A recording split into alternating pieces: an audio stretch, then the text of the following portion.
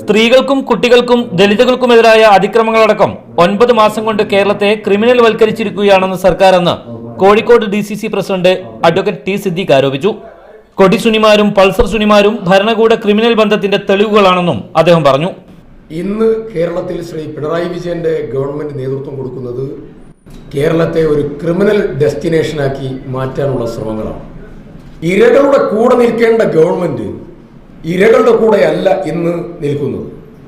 പിണറായി വിജയന്റെ നേതൃത്വത്തിലുള്ള ഇടതു സർക്കാർ പ്രവാസികൾക്ക് വേണ്ടി നടത്തുന്ന പ്രഖ്യാപനങ്ങൾ യാഥാർത്ഥ്യമാകാൻ പോകുന്നില്ലെന്നും അദ്ദേഹം പറഞ്ഞു.